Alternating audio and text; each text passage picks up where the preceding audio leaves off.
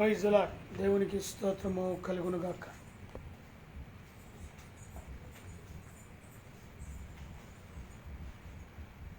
ఇక్కడ మరి వాక్యాన్ని చదువుకుంటున్నాం కదా. మీ అవమానమునకు ప్రతిగా రెట్టింపు ఘనత నొందుదువు.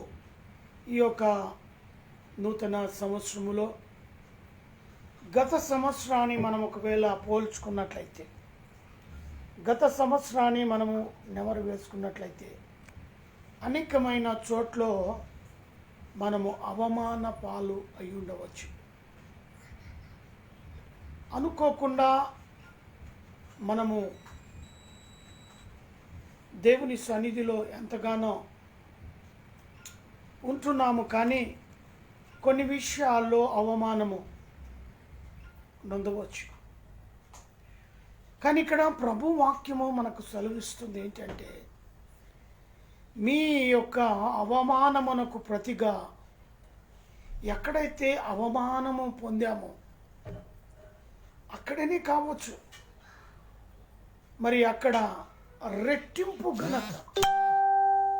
ఎవరైతే మనల్ని అవమానము చేశారో, ఏ నోటితో మనల్ని అవమానపరిచారో, ఏ నోటి ద్వారా అనేకుల ఎదుట అనరాని మాటలతో మనల్ని అవమానపరిచారో, అదే నోటితో అదే 10 మందిలో వారి నోటినే దేవుడు నూతన సంవత్సరంలో వాడుకొని ఆయన వారి మధ్య నూతన సంవత్సరంలో ఇవనై ఉంటున్నాడు. దేవునికి స్తోత్రము కలుగునుగాక.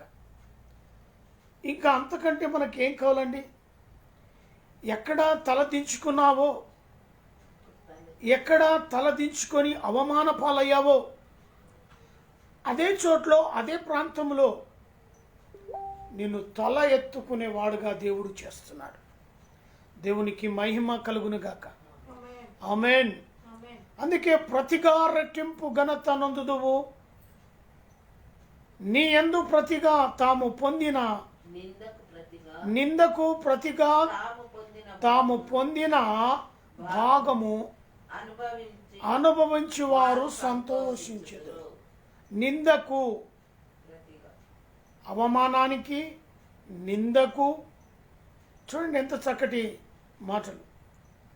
ఈ మాటల ద్వారా మనము దేవుని సన్నిధిలో గడిపితే నిజంగా మనము ఉన్నతంగా మనము తల ఎత్తుకొని స్థితిలో దేవుడు మనల్ని ఉంచుతాడు. నిందకు ప్రతిగా, నిందకు ప్రతిగా తాము పొందిన భాగము అనుభవించి వారు సంతోషించెదరు. వారు అవమానపరిచారు కదా, ఆ అవమానముతో మనం ఏమైపోతాము?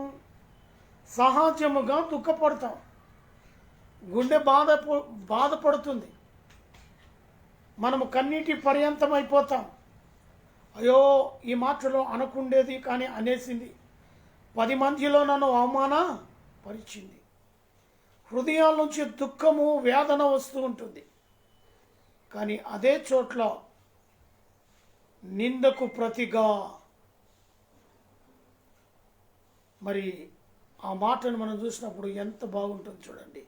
సంతోషించెదరు.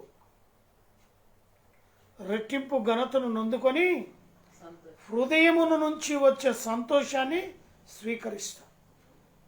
తప్పక ఈ నూతన సంవత్సరములో అట్టి కార్యము మన జీవితంలో ప్రభువు జరిగించును గాక. ఆమేన్. 2వ మాటను చూసుకుందాం. 8వ వచనములో, ఏలయనగా న్యాయము చేయుట యెహోవాకు యెహోవానగు నాకిష్టము. ఏమి చేయటము? న్యాయము చేయటం. ఈ మాటకు ఈ కింది వచనానికి పై వచనానికి మనం ఒకవేళ కలుపుకొని చూసినట్లయితే అక్కడ అవమానమున్నదేమో, నిందకు ప్రతిగా అన్నాడు. మరి కింది లైన్కి వచ్చే వరకలా న్యాయము చేయుట యెహోవానగు నాకు ఇష్టము. ఎవరి ముందరైతే అవమాన పాలయ్యామో వారినే దేవుడు మారుస్తాడు, వారినే దేవుడు తిరిగి వాడుకుంటాడు. వారి ద్వారాగానే తిరిగి సత్యాన్ని, అబద్ధముతో చెలామణైన వారు తిరిగి ఇది అబద్ధము ఇది సత్యము అని చెప్పేటందుకు న్యాయము చేయుట వారు వాడిన నోటి ద్వారానే తిరిగి దేవుడు వారిని వాడుకుంటాడు. న్యాయము చేత యెహోవానగు నాకు ఇష్టము అంటున్నాడు. రెట్టింపు ఘనత ఇవ్వటానికి, నిందకు ప్రతిగా మరి అవమానాల పాలైన మనం వాటిలో నుంచి మనము ఉన్నత స్థాయికి ఎదగటందుకు దేవుడు న్యాయముగా ఆయన మన పక్షాన ఉండి అట్టి కార్యాన్ని నెరవేరుస్తాడు. దేవునికి స్తోత్రము కలుగునుగాక. ఆ తర్వాత ఒకడు అన్యాయముగా ఒకని సొత్తు పట్టుకొనుట అసహ్యము. చూసారా, ఒకడు అన్యాయముగా ఒకని సొత్తు పట్టుకొనుట నాకు అసహ్యము. దేవునికి ఇష్టం ఉండదు అన్యాయముగా ఒకరి సొత్తును మనము పట్టుకొని వాడిని పట్టి పీడిస్తూ ఉంటాం. అలాంటిది అన్యాయమైన సొమ్ము, అది నిలవదు కూడా మన దగ్గర. ఒకడు అన్యాయముగా ఒకని సొత్తు పట్టుకొనుట నాకు అసహ్యము. దేవుని బిడ్డలుగా ఉండటానికి ఇష్టపడిన మనము అన్యాయమైన సొత్తును పట్టుకోవడానికి ఇష్టపడకూడదు. దేవుని వాక్యం మనకు సెలవిస్తూ ఉన్నది, ఒకడు అన్యాయముగా ఒకని వస్తువు కానీ ఒకని డబ్బు కానీ ఒకటి ఏదైనా సరే అది అన్యాయముగా ఒకని సొత్తు దేవుని దృష్టికి అది అసహ్యము, అది ఏహమైన క్రియ.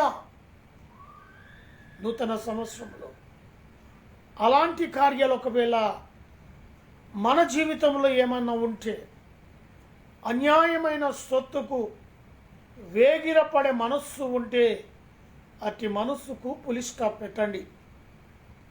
మనదే మనది కాదండి, వేరేవాడిది మనకెందుకు? అన్యాయమైన సొత్తును మనం ఒకవేళ తీసుకున్నా మన వెనుకలో రెండంతలుగా వెళ్ళిపోతూ ఉంటుంది. ఆ భయం మనలో ఉండాలి. అందుకే ఇక్కడ దేవుని యొక్క మాట సెలవిస్తుంది ఏమిటి అంటే, ఒకడు అన్యాయముగా ఒకని సొత్తు పట్టుకొనుట నాకు అసహ్యము అంటున్నాడు.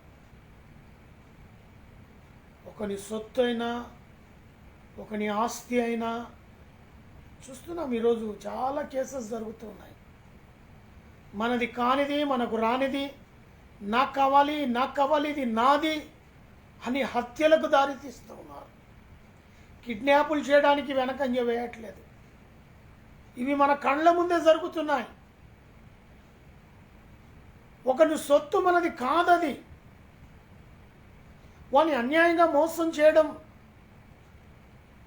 వాని ఏడ్పించడం దేవుని దృష్టిలోది అసహ్యము. ఎవడికి చెందాలో వాడికే చెందుతుంది. అది దానికి అడ్డుగా వెళ్ళి ఎలిగేషన్ చేసినట్లయితే దేవుని దృష్టిలో నువ్వు అసహ్యుడుగా తయారవుతావు. ఇవి కేవలము ఆత్మీయ బిడ్డల కొరకు నేను బోధిస్తూ ఉన్నాను. దేవుని అడుగుజాడలో నడవటానికి సిద్ధమై నిలబడిన బిడ్డలకు ఇది హెచ్చరికగా. నూతన సంవత్సరంలో ఇలాంటి స్వభావం ఒకవేళ నీవు కలిగి ఉన్నట్లయితే దాన్ని విడిచిపెట్టు, లేకపోతే దేవుడు నిన్ను అసహ్యించుకుంటాడు, నిన్ను దరిదాపుల్లో కూడా తీర్చుకోడు. ఆయన దృష్టిలో ఆయనకు ఇష్టమైన పని చేస్తేనే, ఆయనకు నచ్చిన పని నువ్వు చేస్తేనే, ఆయన అనుకోని పని నీలో నుండి జరిగిస్తేనే ఆయన నిన్ను చేరదీస్తాడే తప్ప నేను నాది అని దేవునికి వ్యతిరేకముగా కాని దానికి అది నా సొత్తు అని నువ్వు బయటికి వెళ్ళినట్టయి వేరేది ఆశపడినట్లయితే దేవుడు నిన్ను అసహ్యించుకుంటాడు. నూతన సంవత్సరంలో ప్రియ దేవుని బిడ్డ, దేవుని మాటలు ఆలకిస్తున్న ప్రియ ఆత్మీయ నా సహోదరుడా, ఆత్మీయ నా సహోదరి, దేవుని మాటలు శ్రద్ధగా విని వాటికి లోబడి మన జీవితాన్ని ముందుకు కొనసాగించాలి. ఆ తర్వాత చూడమ్మా, సత్యమును బట్టి వారు వారి క్రియాఫలమును వారికి ఇచ్చుచును, వారితో నిత్య నిబంధన చేయుదును. మళ్ళీ ఏమంటున్నాడు? సత్యమును బట్టి వారి క్రియాఫలమును వారికి ఇచ్చుచు. సత్యమును బట్టి అంటే ఇక్కడ అన్యాయముగా ఒకరి సొత్తు పట్టుకొనుట దేవునికి అసహ్యము. అదే ఒకవేళ సత్యమును బట్టి సత్యానుసారంగా నడిచినట్లయితే వారి క్రియాఫలము వారికి ఇచ్చును. తప్పకుండా అటు యొక్క ఆ సత్యమును బట్టి నడిచినట్లయితే దాని ప్రతిఫలం నువ్వు తప్పక పొందుతావు. దేవునికి మహిమ, దేవునికి ఘనత. ఆ ప్రతిఫలం అనేది నువ్వు పొందుతావు. ఎప్పుడు అంటే సత్యమును బట్టి నడిచినప్పుడు. అన్యాయమైన దాని కొరకు వేగిరపడకుండా సత్యమైన దానిని చేపట్టి సత్యానుసారంగా నీ ముందరున్న ఆ ప్రయాణములో చక్కగా నువ్వు నడిచినట్లయితే ఈ నూతన సంవత్సరములో దేవుడు క్రియఫలము వారికి ఇచ్చును, వారితో నిత్య నిబంధన చేయుదును అంటున్నాడు. కొంచెం సేపు కాదు, నిత్య నిబంధన. ఆ నిత్య నిబంధన చేయాలంటే ఆయనలో కూడా నీవు నిబంధన కలిగి ఉండాలి. సత్యమును బట్టి నిబంధన కలిగి ఉండాలి. క్రీస్తు కొరకు సాక్షిగా నువ్వు నిలబడాలి. ఏ ఒక అపాయం వచ్చినా సరే, అనారోగ్యం వచ్చినా సరే, ఆర్థిక ఇబ్బందులు వచ్చినా సరే, నీవు సత్యమును బట్టే నీ జీవితంలో అడుగులపైన అడుగు వేయాలి తప్ప అన్యాయముగా ఒకని సొత్తు కొరకు ఆశపడనికే మాత్రము నువ్వు వెళ్ళకూడదు. దేవుడు అసహ్యించుకుంటాడు. ఒకవేళ దేవుని దృష్టిలో నిన్ను అసహ్యిస్తే నీ పరిస్థితి ఎలా దిగజారిపోతుందో ఊహించు. ఎందుకు పనికిరాని స్థితిలో పడిపోతాం. అందుకే సత్యాన్ని బట్టి వారు క్రియఫలమును వారికి ఇచ్చుచు, వారితో నిత్య నిబంధన చేయుదును అంటున్నాడు దేవుడు. ఆ సత్యాన్ని ప్రేమించి సత్యమైన మార్గంలో నడవటానికి ఇష్టపడితే దేవుడు అంటున్నాడు, తప్పకుండా వారితో నిత్య నిబంధన ఏం చేస్తాడంటమ్మా? నిత్య నిబంధన, నిత్య నిబంధన చేయుదును అంటున్నాడు. శాశ్వత కాలం, కొంతకాలం కాదు, అది పరిపూర్ణంగా సంవత్సరాలు దేవుడు నిత్య నిబంధన కలిగి ఉంటాడు. ఆ తర్వాత 9వ వచనాన్ని చూసుకుందాం.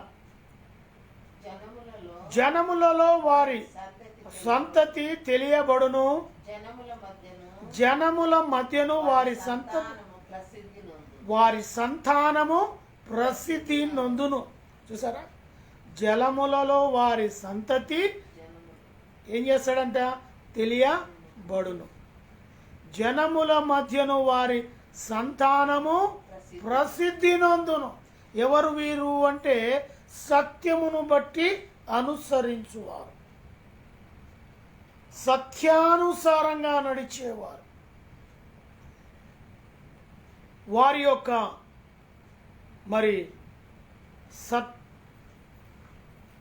వారి యొక్క జనముల మధ్యను వారి సంతానము ప్రసిద్ధి నొందును. వారు యెహోవా ఆశీర్వాదించిన జనమని. వారు ఎవరంట? యెహోవా ఆశీర్వదించిన జనమని వారిని చూచిన వారు ఒప్పుకొందురు. దేవునికి మహిమ కలుగునుగాక. ఈ నూతన సంవత్సరములో నిత్య నిబంధన కలిగి ఉండాలి. వారు యెహోవా ఆశీర్వదించిన జనమని అనేకుల ఎదుట వారి సాక్ష్యము ఫలించాలి. అందుకే ఆ మాటను మనం చూస్తున్నాం. వారు యెహోవా ఆశీర్వదించిన జనమని వారిని చూచిన వారు ఒప్పుకొందురు. దేవునికి స్తోత్రం. అంటే కొన్ని విషయాల్లో నిజంగా దేవుడు వీరిని ఆశీర్వదించాడు. వీరి జీవితం గత సంవత్సరంలో మేము చూసినప్పుడు ఈ రకంగా ఉండేది. ఈ సంవత్సరంలో వీరిలో గొప్ప మార్పును మేము చూస్తూ ఉన్నాం. లోకరీతిగా సంపాదన పక్కన పెట్టండి. లోకరీతి సంపాదన గురించి నేను మాట్లాడట్లేదు. ఆత్మీయ యొక్క సంపద గురించి నేను మాట్లాడుతూ ఉన్నాను. ఆత్మీయలో ఎంత ఉన్నతమైన స్థలములో నీవు నిత్య నిబంధన కలిగి ఉన్నావు అనే విషయం కొరకై నేను మాట్లాడుతున్నాను. అది నేను ఆశీర్వాదాల వైపుకు నిన్ను తీసుకొని వెళ్తుంది. ఎప్పుడైతే ఆత్మీయ జీవితంలో నిత్య నిబంధన కలిగి దేవుని దృష్టిలో నువ్వు నడిచినట్లయితే దేవుని యొక్క వాగ్దానం సెలవిస్తుంది, వారు యెహోవా ఆశీర్వదించిన జనమని. వారిని దేంట్లో ఆశీర్వదించాడు? ఆత్మీయ జ్ఞానములో దేవునితో ఆరాధించే స్థితి, దేవునితో మాట్లాడే స్థితి, దేవునితో గడిపే స్థితి, ఆశీర్వాదకరమైన స్థితిని దేవుడు ఇచ్చుచున్నాడు. అందుకే వారు యెహోవా ఆశీర్వదించిన జనమని వారిని చూచిన వారందరూ ఒప్పుకొందురు. అవును, తప్పక ఈ సంవత్సరములో ప్రతి కుటుంబాన్ని దేవుడు ఆశీర్వదించాలి. ఆత్మీయలో దేవుడు ఆశీర్వదించును గాక. ప్రతి ఒక్కరిని వారి యొక్క ఆత్మీయ జీవితంలో ఉన్నత స్థాయి వారు కలిగి ఉందురు గాక. ఎందుకంటే వారు యెహోవా ఆశీర్వదించిన జనం, ఆత్మీయ ఫలాన్ని పొందే జనం, ఆత్మీయలో సాక్ష్యము కలిగిన జనం, ఆత్మీయలో అనేకులను యేసు వైపుకు త్రిప్పే గొప్ప సాక్ష్యమైన జన సమూహముగా యెహోవా వారిని ఆశీర్వదించాడు. ఆ ఆశీర్వాదమైన గుంపులో నువ్వు నీ కుటుంబం ఉండాలని ప్రభు పేరట మనవి చేస్తూ ఉన్నాను.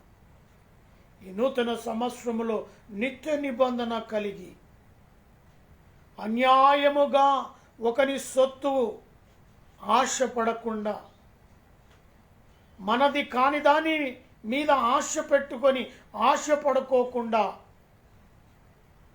సత్యమును బట్టి దేవుని సన్నిధిలో నువ్వు చక్కగా నడిచినట్లయితే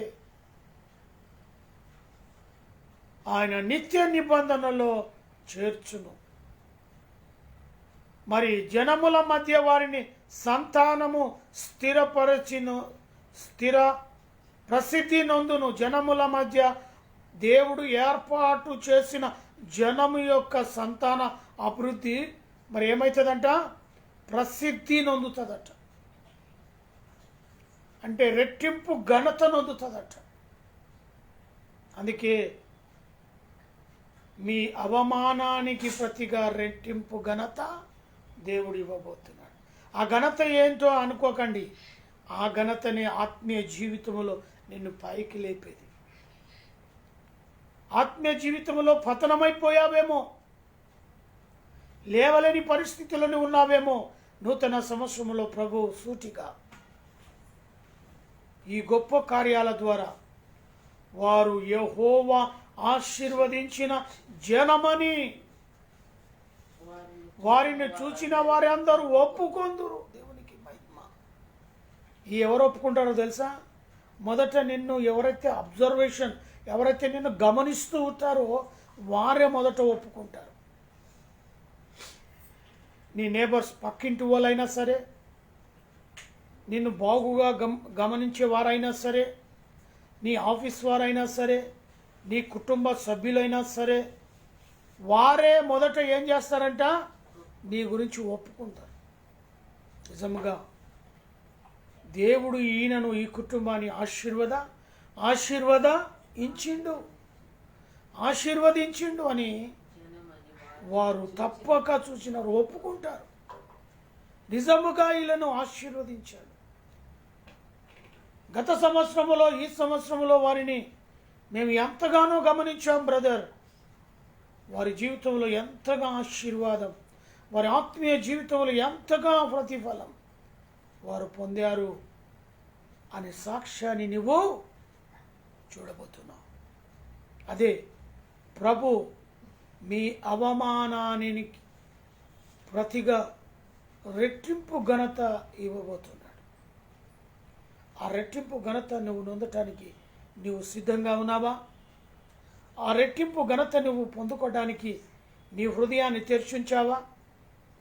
ఆ రెట్టింపు ఘనత ద్వారా నిన్ను, నీ కుటుంబాన్ని దేవుడు ఉన్నతంగా ఆత్మీయ జీవితంలో ఎదగటానికి దేవుడు నిన్ను పిలుస్తూ ఉన్నాడు. నువ్వు రావడానికి సిద్ధంగా ఉన్నావా?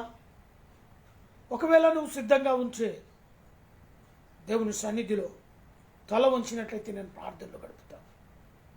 దయచేసి తలలో వంచుకుంటే ప్రార్థన చేస్తున్నా. మహాపరిశుద్ధుడమైన ప్రేమ కలిగిన తండ్రి, నీకే స్తోత్రాలు, వందనాలు, కృతజ్ఞతాస్తుతులు చెల్లిస్తున్నాం. యేసుదేవా, ఇంతవరకు మమ్మల్ని ఎంతగానో కాచి కాపాడి భద్రపరిచి నూతన సంవత్సరంలో రెట్టింపు ఘనత ద్వారా మీరు మాతో మాట్లాడినందుకు వందనాలు. వారు యెహోవా చేత ఆశీర్వదించబడిన జనం, ఆ జనములో మమ్మల్ని మీరు చేరుస్తున్నందుకు వందనాలు.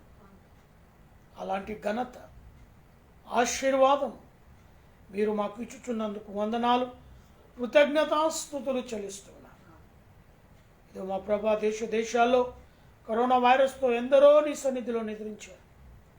అటు ఆత్మలకు శాంతి, సమాధానం, కుటుంబ సభ్యులకు ఓదార్పు, నెమ్మది. ఇంకనూ హాస్పిటల్లో చికిత్స పొందుతున్నారు. వారికి నాయన స్వస్థత, విడుదల దయచి వారికి పరిచర్య చేస్తున్న డాక్టర్, నర్సులను దీవించి ఆశీర్వదించి మా యొక్క దేశ నాయకులను బట్టి, రాష్ట్రపతిని, ప్రధానమంత్రిని, ఆ రాష్ట్రంలో ఉన్న ముఖ్యమంత్రులను, మంత్రులను బట్టి ప్రార్థిస్తున్నాం. కృప చూపండి. బేతేలు క్రీస్తు సంఘానికై ప్రార్థిస్తున్నాం. మా ప్రభువా, మా యొక్క తల్లిని, తండ్రిని దీవించి ఆశీర్వదించిన కృప, నీ కాపుదల, నీ భద్రతలోనైనా వారిని ఉంచండి. భారతదేశ బెనార్ బట్టి అనుగ్రహించిన కుమారుడు నైనా మరి కుమార్తె అల్లుని దీవించి ఆశీర్వదించండి. అదే రీతిగా మా ప్రభా, రవి బ్రదర్ అనంత శిష్యుడు అనుగ్రహించిన కుమార్తె, కుమారుని దీవించి ఆశీర్వదించండి. సాయి బ్రదర్ అనుగ్రహించిన కుమారుని దీవించండి. రాజేష్ తన సతీమణి కుమారుని దీవించి ఆశీర్వదించండి. సుశీల రమేష్పై ప్రార్థిస్తాడు, కృప చూపండి, గొప్ప కార్యం వారి పట్ల జరిగించండి. ఆశ తన యొక్క సతీమణి బిడ్డలను దీవించండి, ఆశీర్వదించండి. అమరుకై ప్రార్థిస్తాడు, తన సతీమణి వారి కుటుంబ సభ్యులను దీవించండి, ఆశీర్వదించండి. ఈ రీతిగా మా ప్రభా, మరొకసారి అయినా రామకృష్ణ తన సతీమణి కుమార్తె, కుమారుని దీవించి ఆశీర్వదించి నేను ఎక్కడి కింద భద్రపరచండి. రోమన్ తన సతీమణి కుమారుడు కోడల్ని దీవించండి, ఆశీర్వదించండి. ప్రకాష్ బ్రదర్ తన సతీమణి కుమార్తె, అల్లుడు, కుమారులను దీవించి ఆశీర్వదించండి. అదే రీతిగా మా ప్రభా, భారతి మనోహర్ను దీవించండి, వారికి అనుగ్రహించిన కుమారుడు, కుమార్తెను దీవించి ఆశీర్వదించండి. ప్రసాద్, ఎస్తేర్ వారికి దయచేసిన బిడ్డను దీవించి ఆశీర్వదించి కృప చూపండి. రవీందర్ బ్రదర్ తన యొక్క సతీమణి కుమారుడు, కుమార్తెను దీవించండి. నరేందర్ బ్రదర్కై ప్రార్థిస్తాను, తన సతీమణి తన బిడ్డలను దీవించి ఆశీర్వదించి. నబీ కుటుంబాన్ని తనకు అనుగ్రహించిన సతీమణి కుమార్తెను దీవించి ఆశీర్వదించి. అదే రీతిగా ప్రభాకర్ సార్ వారి యొక్క బిడ్డలను, అల్లులను, కుమారుని కోడలను, వారికి అనుగ్రహించిన మన్మరాళ్లను దీవించి నీ రెక్కల కింద భద్రపరచండి. నీ కళలు, దర్శనాలు, మెలనను స్వరం బిడ్డలు వినటానికి సహాయాన్ని దయచేయండి. అదే రీతిగా మా ప్రభా, మా యొక్క సంఘాల కాపర్లకై ప్రార్థిస్తున్నాను. సంఘ కాపరులను దీవించండి, వారి కుటుంబాలను, సంఘాలను, నైనా సంఘ సభ్యులను దీవించి ఆశీర్వదించండి. మా యొక్క రక్త సంబంధాలు ఎందరైతే నీ సేవ పరిచయం వాటి బిడ్డలందరినీ కూడా నీ కృపలో, నీ కాపుదల్లో వారిని కాపాడండి. మంగనూరు వంశంలో ఎందరైతే నీ సేవ పరిచయంలో ఉంచున్నారో 30, 60, 100 ప్రతిఫలము దయచి. మా యొక్క అన్నలను బట్టి, వదలను బట్టి, యొక్క బావులను బట్టి వారికి అనుగ్రహించిన బిడ్డలను, మన్మలను, మన్మరాలను, సంఘాలను, సంఘ సభలను దీవించి ఆశీర్వదించమని వేడుకుంటున్నాను. అదే రీతిగా సురేఖను బట్టి, తన యొక్క భర్తను బట్టి, బిడ్డలను బట్టి ప్రార్థిస్తున్నాను. తన బలహీనతను, బలమును, శక్తిని దాయిచ్చి, కవిని బట్టి, స్వార్థను బట్టి అనుగ్రహించిన నాయన బిడ్డలను బట్టి ప్రార్థిస్తున్నాం. వారి ఎడల కృప చూపండి. ప్రత్యేకంగా జిమ్మికై ప్రార్థిస్తున్నాం. తన ఎడలన్న చిత్తం నెరవేర్చి గొప్ప కార్యం జరిగించు. పింకి విజయ్కై ప్రార్థిస్తున్నాం. మా ప్రభు నీవిచ్చు గర్భఫలం బిడ్డలకు అనుగ్రహించమని వేడుకుంటున్నాను. చిన్న హనాకై ప్రార్థిస్తున్న ఇచ్చిన కుమారునికై వందనాలు. రింపు టీనకై ప్రార్థిస్తున్నాం. ఇచ్చిన కుమార్తెకై స్తోత్రాలు. బిడ్డలను దీవించండి, ఆశీర్వదించండి. మా యొక్క బామర్దులను బట్టి, మర్దలను బట్టి, వదనను బట్టి వారికి అనుగ్రహించిన కుమారులను, కుమార్తెలను దీవించి నీ రెక్కల కింద భద్రపరచండి. వారికి అనుగ్రహించిన మన్మరాళ్ళని కూడా నీ రెక్కల కింద భద్రపరిచి ఆశీర్వదించమని వేడుకుంటూ ఉన్నాం. అదే రీతిగా నాయన సుందర్ను ప్రీతిని బట్టి ప్రార్థిస్తున్నాం. సాటి అయిన సహాయకుని ప్రీతి పట్ల మీరు జరిగించి నెరవేర్చగలరని వేడుకుంటున్నాం. నాని యొక్క పేరెంట్స్కి ప్రార్థిస్తున్నాం. తన తల్లి, తండ్రిని, తమ్ముని, చెల్లిని, బావును వారికి అనుగ్రహించిన బిడ్డలను దీవించి ఆశీర్వదించండి. వారి ఎడలని గొప్ప కార్యం జరిగించండి.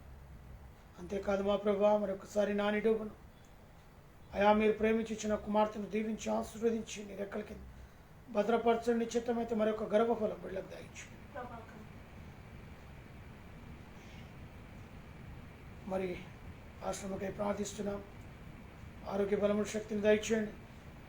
తన శరీరంలోనైనా చేతిలో గాయపరచబడేది కాలి స్వస్థత, సంపూర్ణ విడుదల దయచేయగలని నీ గాయపడే సొంత బిడ్డ గాయని మీరు స్వస్థత దయచేయండి. అదే రీతిగా అయా పాలిచ్చు వారిని కననైన వారి కొరకై ప్రార్థిస్తున్నాం. కృప చూపండి. బిడ్డలే కల్లాడుతున్న వారికి బిడ్డలను దయచి నైనా మరి వివాహం కొరకు సిద్ధమవుతున్న బిడ్డల కొరకై ప్రార్థిస్తున్నాం. వివాహ దినములను, జన్మదినములు జరుపుకుంటున్న బిడ్డలకై ప్రార్థిస్తున్నాం. Heart problem, liver problem, kidney problem, thyroid, తండ్రి కడుపుల నొప్పు, మోకాల నొప్పులతో, అరికాల నొప్పులతో, బీపీ, షుగర్ లాంటి జబ్బులతో బాధపడుతున్న వారి గురించి ప్రార్థిస్తున్నాం. ఈ స్వస్థత వారిపైన ఉంచండి. నాలో ఉన్న బీపీ, షుగర్, సమస్తమైన వ్యాధి బాధల నుంచి నిలబెట్టిన తండ్రి నీకు స్తోత్రాలు. అటు ఉద్యోగంలో, ఇటు స్వార్థలను అయ్యా నన్ను వాడుకుంటున్నందుకు వందనాలు, కృతజ్ఞత స్తుతులు చెల్లిస్తున్నాను. ఏకే టవర్లో ఉన్న ప్రతి బిడ్డను దీవించండి, ఆశీర్వదించండి. ప్రతి కుటుంబాన్ని రెక్కల కింద భద్రపరచండి. ఇరుగు పొరుగు వారిని ఆశీర్వదించమని వేడుకుంటున్నాను. కుషా కూడా డిపోలో పనిచేస్తున్న కండక్టర్ సోదరు, డ్రైవర్ సోదరు, మెకానిక్ సోదరులు, ఆఫీస్ స్టాఫ్, సెక్యూరిటీ స్టాఫ్ను బట్టి ప్రార్థిస్తున్నాను. వారి కుటుంబ సభ్యులను వారిని దీవించి ఆశీర్వదించండి. మా యొక్క డిఎం గారి కుటుంబాన్ని కూడా నేను రెక్కల కింద భద్రపరచమని వేడుకుంటున్నాను. లైవ్లో పాలు పంపులు పొందిన ప్రతి బిడ్డను ప్రభా మీరు ఆశీర్వదించి దీవించి నీ కృపలో అయా జ్ఞాపకం చేసుకోమని రేపు ఇదే సమయం తిరిగి కలుసుకుంటాం. సహాయాన్ని కృపను దయచేయగలరు. యేసు క్రీస్తు పేరిట అడిగి వేడుకొని ప్రార్థిస్తున్నాను తండ్రి.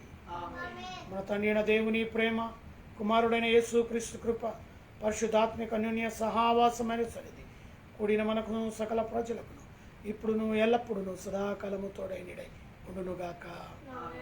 ఆమేన్, amen. Praise the Lord. Hallelujah.